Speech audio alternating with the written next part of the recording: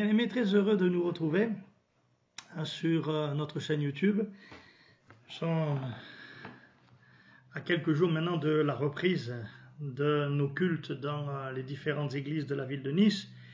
Je suis persuadé qu'il y aura beaucoup de joie à nous retrouver les uns et les autres. J'aimerais quand même encore ce soir partager avec vous quelques pensées que l'on va bien sûr puiser dans la parole de Dieu, dans la Bible. Et j'aimerais m'arrêter ce soir sur un verset de la parole de Dieu qu'on trouve dans le livre des Proverbes, le chapitre 9 du livre des Proverbes et le verset 1er. Voilà, juste cela. Le roi Salomon écrit ici: « La sagesse a bâti sa maison, elle a taillé ses 7 colonnes. » La sagesse a bâti sa maison, elle a taillé ses 7 colonnes. La sagesse, vous savez ce que dit l'Écriture? Jacques dira: si quelqu'un d'entre vous manque de sagesse, qu'il la demande à Dieu, qui donne à tous simplement, mais qu'il demande bien sûr sans douter. Dieu désire donner la sagesse, qu'il la demande avec foi sans douter. Dieu veut nous donner de la sagesse. La Bible dit que la sagesse et l'intelligence appartiennent à Dieu et Dieu est capable de nous donner de cette sagesse. Ici, la sagesse a bâti sa maison et elle a taillé ses 7 colonnes. J'aimerais regarder la vie chrétienne et notre vie à chacun d'entre nous comme la construction, l'édification d'une maison et en même temps essayer de considérer quelles peuvent être ces 7 colonnes que la sagesse a taillées. On va s'arrêter sur quelques versets de la parole de Dieu et découvrir quelle est cette sagesse, quels sont les différents aspects de la sagesse que Dieu est capable de nous accorder, de nous donner. Nous allons lire quelques textes dans la parole de Dieu. On va prendre un premier texte dans la parole du Seigneur au chapitre 28 du livre des Proverbes et au verset 26. Écoutons ceci.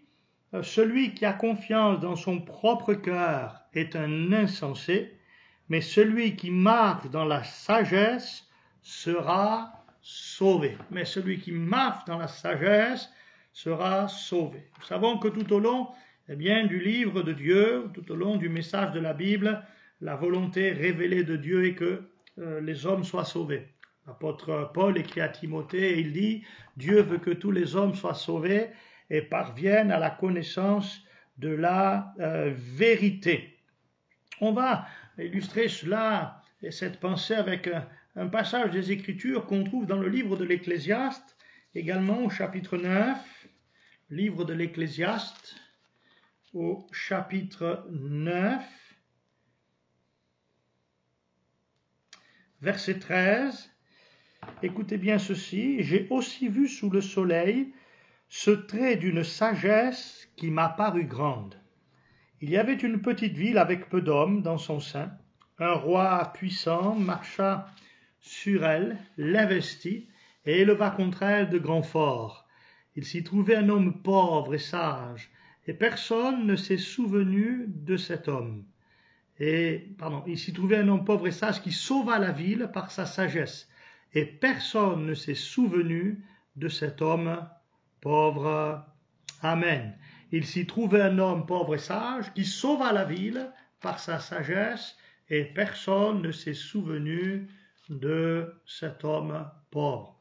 Voilà, j'aimerais m'arrêter donc sur cette expérience. Voilà, une ville dans laquelle il y a peu d'habitants, semblerait des gens tranquilles, paisibles, et qui vont se retrouver confrontés à une grande difficulté. Un roi puissant va marcher contre elle, contre cette ville, va l'investir, va élever contre elle de grands forts. Avons là la situation réelle de notre humanité, le roi de ce monde qui est venu contre les hommes, investir la vie des hommes, élever contre les hommes de grands forts et avoir comme intention de les détruire. Et il s'y est trouvé dans cette ville un homme pauvre et sage. et par sa sagesse, dit l'Écriture, il a sauvé la ville. Et ce qu'il y a d'étrange, c'est que la Bible dit que personne ne s'est souvenu de ce pauvre homme. Voyez-vous, voilà, me semble-t-il, un petit peu ce que nous voyons dans la parole de Dieu. Se souvient de Jésus, dont la Bible dit que de riche qu'il était, il s'est fait pauvre pour en enrichir plusieurs. Et on se souvient également de ce texte de la parole de Dieu qu'on trouve dans le livre d'Ésaïe, qui est un texte magnifique, où il est question justement de notre Seigneur Jésus. Allons le lire ensemble.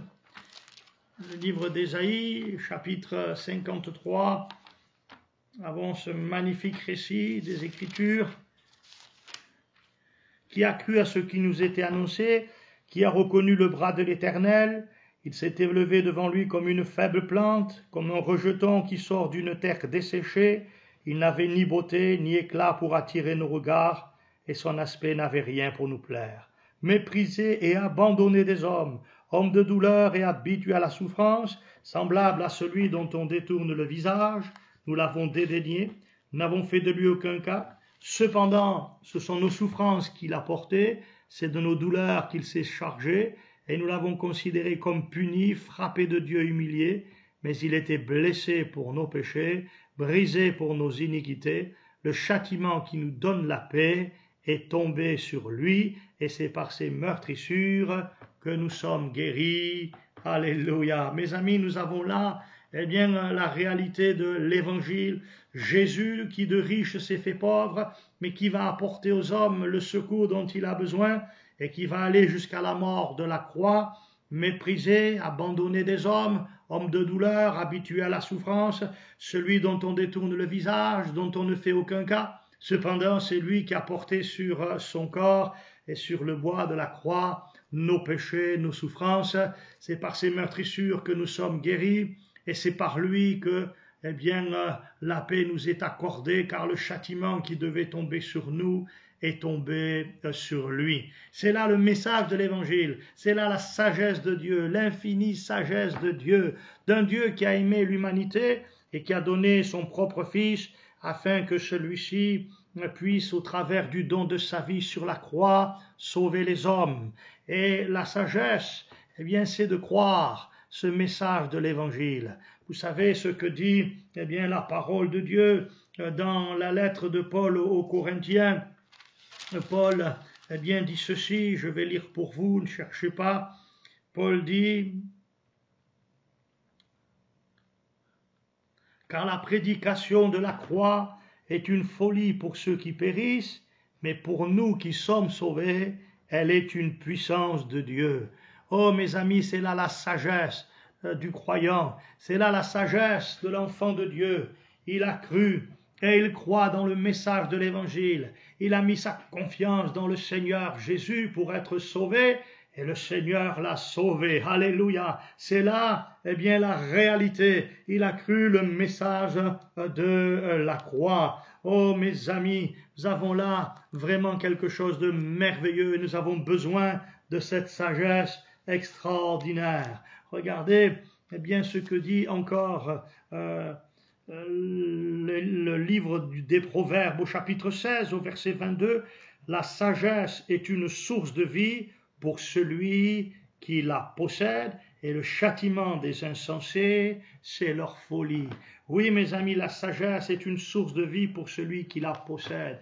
Oui, manifester cette sagesse au travers de la foi que nous plaçons dans le message de l'Évangile, qui est pour nous alors la puissance de Dieu pour notre salut, pour nous sauver. Paul dit: je n'ai point honte de l'Évangile, c'est la puissance de Dieu pour le salut de quiconque croit. Alléluia. Je dirais que posséder cette sagesse, voir cette colonne, être taillée là dans notre vie, posséder cette sagesse qui consiste à croire l'Évangile de Jésus-Christ, c'est là la source de la vie. Nous n'avons pas la vie autrement qu'au travers de la foi en Jésus-Christ.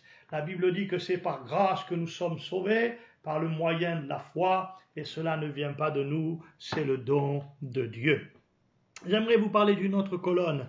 On va lire dans Proverbes chapitre 11, Proverbe chapitre 11 et le verset 2. Il dit ici, quand vient l'orgueil, vient aussi l'ignominie, mais la sagesse est avec les humbles. La sagesse est avec les humbles. Oui, la sagesse a taillé ces 7 colonnes, et l'une de ces colonnes, c'est l'humilité. Nous sommes appelés à être humbles. Soyez humbles. C'est là la recommandation des Saintes Écritures. Être humble, c'est d'abord avoir conscience qu'en réalité, nous ne sommes rien ou pas grand-chose. La Bible parle de nous comme d'une vapeur qui s'élève et qui disparaît. Elle parle de nous comme d'un vase d'argile. Et le livre de Job, lui, va aller jusqu'à dire que l'homme est semblable à un vermisseau. Nous ne sommes pas grand-chose. Regardez comment nos prétentions ont été mises à mal avec l'épidémie, la pandémie que nous venons de traverser. Pandémie contre laquelle encore on a beaucoup de craintes, pour laquelle on a beaucoup de craintes. Mais regardez bien quand même que tous ceux qui avaient de grandes prétentions face à un simple virus, un petit virus, certes un peu étrange, un peu difficile à cerner, mais le monde a eu de grandes difficultés. Nous ne sommes pas grand-chose. Et non seulement l'humilité c'est cela, mais c'est aussi reconnaître que nous avons grandement besoin de Dieu dans notre vie.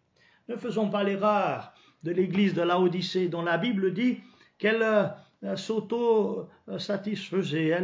Elle disait, je n'ai besoin de rien. Je n'ai besoin de rien. On pourrait presque dire de rien ni de personne. Bien, mes amis, nous savons que nous avons besoin de notre Dieu et que nous avons besoin de sa grâce dans notre vie. Si Dieu retirait sa grâce un seul instant, nous serions perdus, mais sa grâce est avec nous tous les jours, et ce jusqu'à la fin. Seigneur nous garde, il nous soutient, il nous protège, il nous porte sur ses mains, et il déploie sur nous son amour, sa grâce, sa sécurité. Il est là, toujours agissant, toujours manifestant d'immenses bontés à notre égard.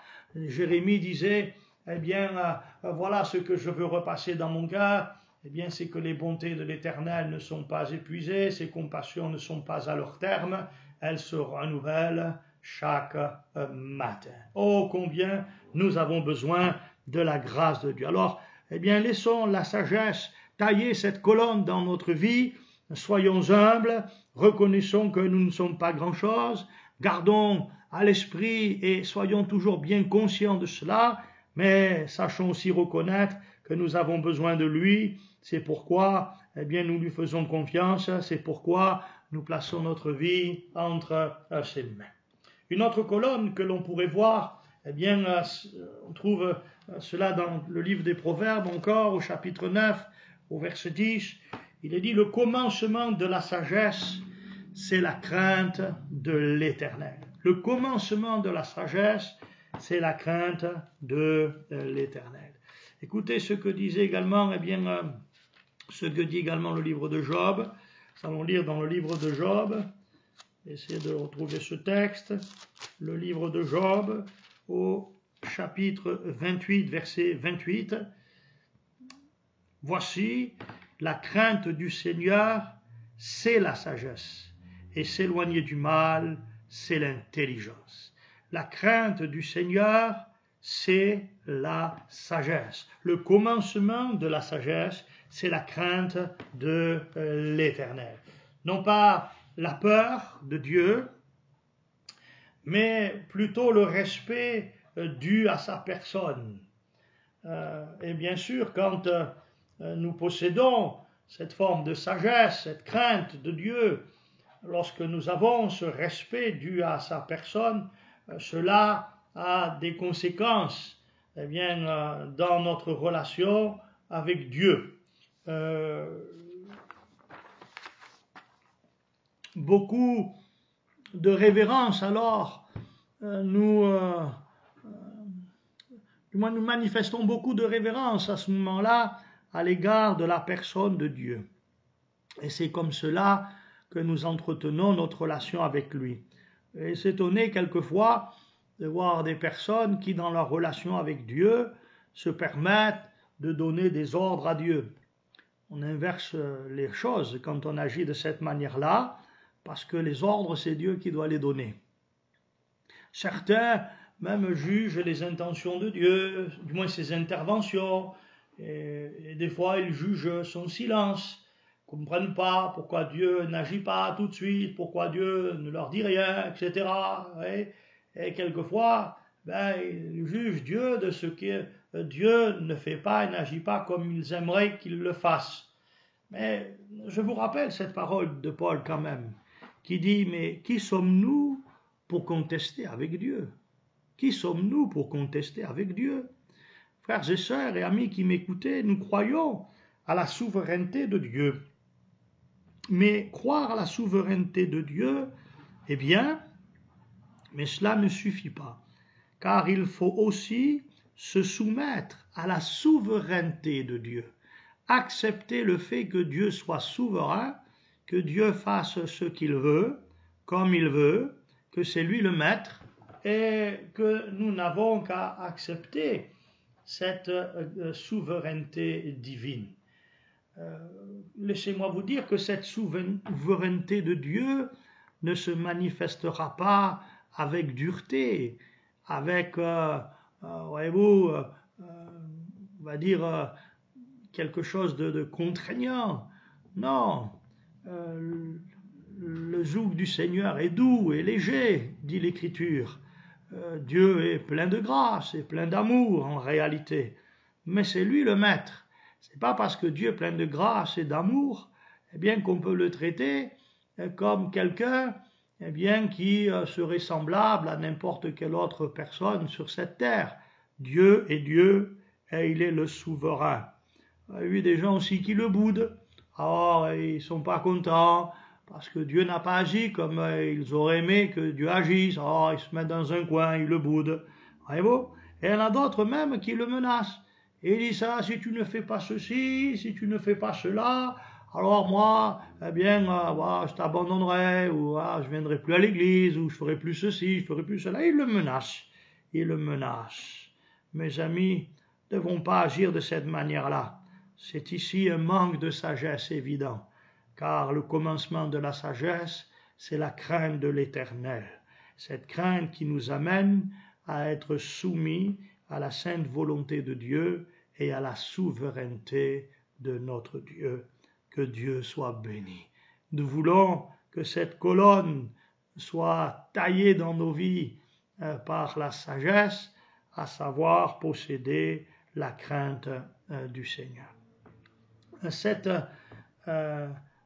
colonne de la crainte de Dieu va nous amener à une quatrième colonne qui est, eh bien, cette fois-ci, le rejet du péché et la haine du mal.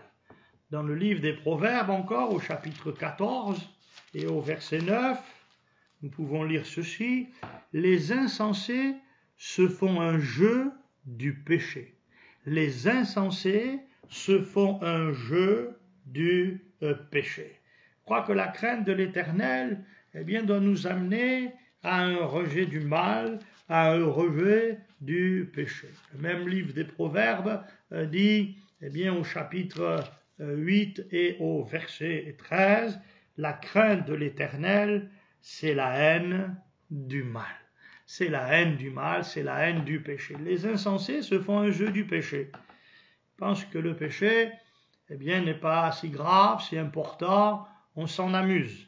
Mais celui qui a la sagesse de Dieu, celui dans la vie duquel la sagesse a taillé ses colonnes, eh bien, celui-là comprend que le péché est quelque chose de grave et que cette sagesse, eh bien, doit nous amener justement à avoir la haine du péché, car nous sommes capables de considérer toutes les conséquences que ce dernier peut avoir et à nous éloigner, eh bien, du péché.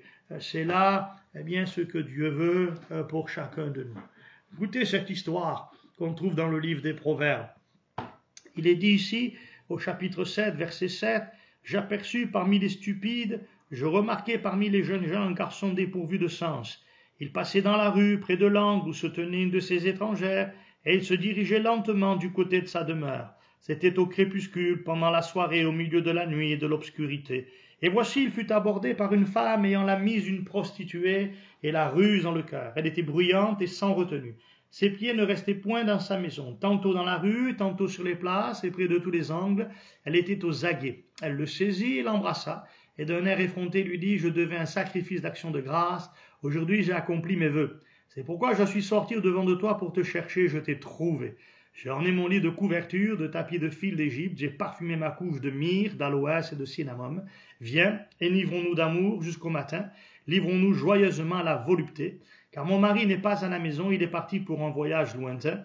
Il a pris avec lui le sac et l'argent, il ne reviendra à la maison qu'à la nouvelle lune. » Elle le séduisit à force de paroles, elle l'entraîna par ses lèvres doucereuses.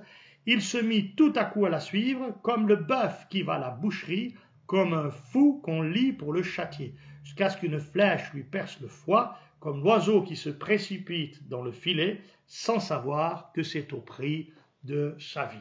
Voilà une femme dont la Bible dit bien que cette femme, elle était là et elle va venir vers ce jeune homme, elle va venir vers cette personne, ce jeune garçon, et elle va le séduire. La Bible dit à force de parole, elle va l'entraîner à commettre un mal terrible. C'est là le manque de sagesse de cet homme, dont la Bible dit qu'il va se mettre à la suivre, et il va aller commettre avec elle toutes sortes de mauvaises choses, et la Bible dit il a été semblable alors à un fou qu'on lie pour le châtier. Il a manqué de sagesse. La folie s'est emparée de lui. Oh mes amis, nous avons là un exemple tragique, terrible, qu'il ne faut pas suivre. Nous avons besoin de réaliser qu'il nous faut nous détourner du mal et qu'il nous faut fuir le péché. À l'exemple de Joseph, qui lorsque la femme de son maître a essayé de l'entraîner à commettre adultère, a fui cette proposition, il a fui cette séduction, il est parti en fuyant réellement cette séduction. Je crois que c'est là ce que nous devons faire à l'égard du péché. Regardez ce que dit la parole de Dieu dans la lettre de Paul aux Corinthiens, au chapitre 10 de la lettre de Paul aux Corinthiens, au verset 14, Paul dit « C'est pourquoi, mes bien-aimés, fuyez l'idolâtrie. » Fuyez l'idolâtrie. Encore un peu plus loin, Corinthiens également, chapitre 6 cette fois-ci, verset 18, Paul dit « Fuyez la débauche. » Fuyez la débauche. Alléluia. Dans 2 Timothée également, nous avons cette parole que Paul adresse à Timothée, chapitre 2, verset 22. Paul lui dit « Timothée, fuis les passions de la jeunesse. » Écoutez encore, toujours dans la lettre de Paul à Timothée, cette fois-ci la première, au chapitre 6 et au verset 6, Paul dit « C'est en effet une grande source de gain que la piété avec le contentement. Quand nous n'avons rien apporté dans le monde, il est évident que nous n'en pouvons rien emporter. Si donc nous avons la nourriture et le vêtement, cela nous suffira. Mais ceux qui veulent s'enrichir tombent dans la tentation, dans le piège et dans beaucoup de désirs insensés et pernicieux qui plongent les hommes dans la ruine et la perdition, car l'amour de l'argent est une racine de tous les maux, et quelques-uns étant possédés se sont égarés loin de la foi et se sont jetés eux-mêmes dans bien des tourments. Pour toi, homme de Dieu, fuis ces choses et recherche la justice, la piété, la foi, l'amour, la patience, la douceur. Alléluia. Amen. On a besoin, mes amis, de comprendre que Dieu désire que nous fuyions le péché, que nous le rejetions. Ça sera là également la sagesse. Et puis, je vous invite à découvrir encore une colonne, rapidement, dans le livre du Deutéronome au chapitre 4. Le livre du Deutéronome au chapitre 4 et au verset 5. Voilà ce que nous trouvons ici. Voici, je vous ai enseigné, dit Moïse, des lois et des ordonnances comme l'Éternel mon Dieu me l'a commandé, afin que vous les mettiez en pratique dans le pays dont vous allez prendre possession. Vous les observerez, vous les mettrez en pratique, car ce sera là votre sagesse et votre intelligence aux yeux des peuples qui entendront parler de toutes ces lois et qui diront, cette grande nation est un peuple absolument sage et intelligent. Amen. Amen. Alléluia. Nous avons là Moïse qui met en évidence la valeur inestimable de la parole de Dieu, de la loi de Dieu. Et il dit que cette loi, ils doivent les observer, doivent l'observer, la mettre en pratique, cette parole, afin que ils puissent manifester cette sagesse. Il dit, ce sera là votre sagesse, ce sera là votre intelligence, et même les autres nations diront de vous, que vous êtes une grande nation, et un peuple absolument sage et intelligent. On se souvient de ce que Jésus va dire après son sermon sur la montagne, sermon qu'on a appelé les béatitudes. Jésus donne là les principes de la vie chrétienne, la manière dont nous devons vivre notre foi, notre vie chrétienne, et il y a là l'enseignement du Seigneur, les recommandations du Seigneur, les principes de vie qui doivent diriger nos vies, et Jésus termine en disant, mais si quelqu'un observe cela, si quelqu'un met en pratique ce que je viens de vous enseigner, il sera semblable à un homme prudent qui a bâti sa maison sur le roc, et quand la tempête est venue, la tempête n'a rien pu faire, la maison est restée debout, elle est restée stable, elle est restée solidement là, enracinée sur le roc, parce que le roc qui est la parole de Dieu, c'est quelque chose de solide, c'est quelque chose qui tient la route et qui nous permet effectivement d'aller jusqu'au bout. Oh, rappelez-vous de l'importance d'avoir une vie selon l'enseignement de la parole de Dieu. Rappelez-vous aussi l'ordre de mission du Maître qui dira à ses disciples, après les avoir envoyés, après leur avoir dit d'aller par tout le monde, de prêcher la bonne nouvelle à toute la création, il leur dira, faites de toutes les nations d'ailleurs des disciples, les baptisons au nom du Père, du Fils et du Saint-Esprit, et aussi enseignez-leur à observer tout ce que je vous ai prescrit. Alléluia. Dans l'évangile de Matthieu, nous l'avons vu, l'homme qui agit de cette manière est un homme prudent, c'est un homme sage, observe la parole de Dieu. Rappelez-vous de ce reproche terrible de Jésus, quand il dit, pourquoi m'appelez-vous Seigneur, Seigneur, et ne faites-vous pas ce que je vous dis.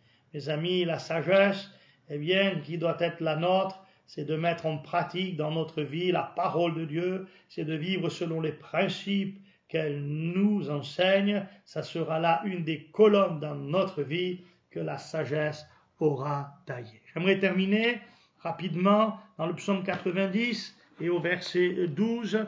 Nous avons une parole très importante, psaume 90, verset 12. Il est dit ceci, psaume de Moïse. Moïse dit, enseigne-nous à bien compter nos jours, afin que nous appliquions notre cœur à la sagesse. Enseigne-nous à bien compter nos jours, afin que nous appliquions notre cœur à la sagesse. Rappelez peut-être l'histoire de cet homme, dont la Bible dit que c'est un homme riche, et ses terres vont beaucoup rapporter. Il va se poser des questions, comment faire pour gérer cette immense récolte. Il dit, je vais abattre mes greniers, je vais en construire de plus grands, j'y vais mettre ma récolte, puis ensuite je dirai à mon âme, maintenant, mange, bois, réjouis-toi, repose-toi, reste tranquille, car tu as des biens en abondance pour plusieurs années. Et la Bible rajoute que la nuit qui a suivi, Dieu lui a dit, insensé, cette nuit même, ton âme te sera redemandée, et tout ce que tu as amassé, pour qui cela sera-t-il? Ainsi, cet homme a manqué de sagesse. Il n'a pas su bien compter le nombre de ses jours. Il a pensé qu'au fond, il était maître de sa vie. Mais la Bible est là et elle nous révèle la réalité de la brièveté de notre vie. J'aime beaucoup ce proverbe chinois qui dit que la vie d'un homme, elle est comme une flamme de bougie dans un courant d'air. La vie d'un homme, elle est comme une flamme de bougie dans un courant d'air. C'est ainsi que notre vie, elle est brève, elle passe vite.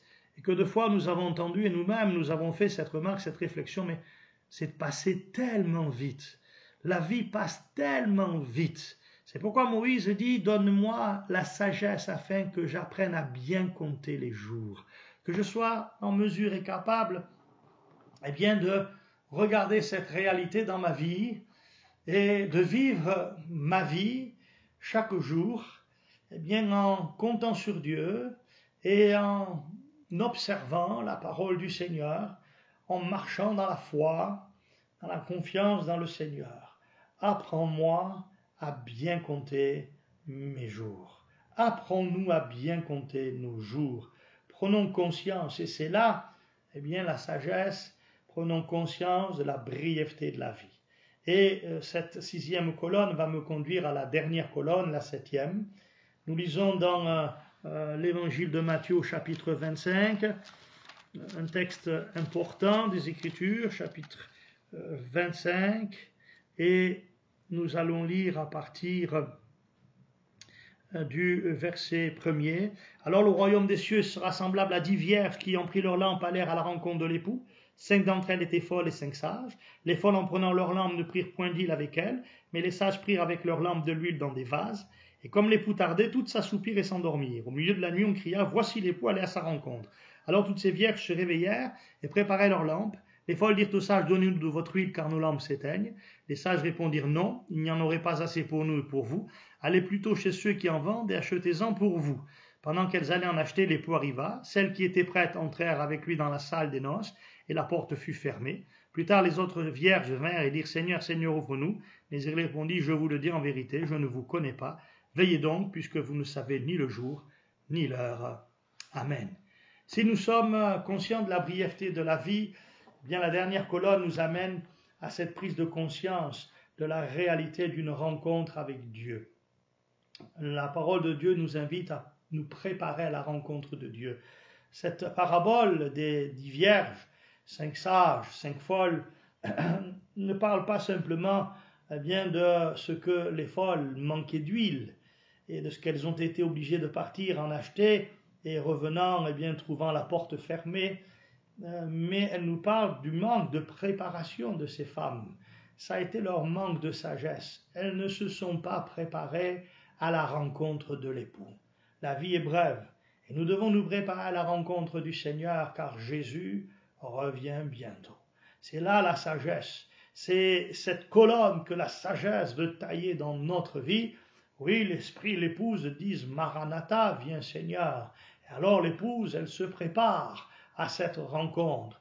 Elle n'est pas là, dans l'insouciance, en se disant ça tarde, il ne viendra pas. Mais elle se prépare réellement et elle dit Jésus revient bientôt. Alors je veux être prêt, je veux être prête pour le retour du Seigneur. Que Dieu vous bénisse et que la sagesse vienne tailler dans votre vie cette colonne, qu'elle bâtisse votre maison, qu'elle bâtisse votre vie spirituelle, votre vie chrétienne, et qu'ainsi celle-ci soit ferme, solide, inébranlable, vous permettant d'aller jusqu'au bout de la course, afin que, au bout de la course, vous puissiez entrer dans le royaume de Dieu et être bien dans la joie et l'allégresse pour l'éternité. Que Dieu vous bénisse.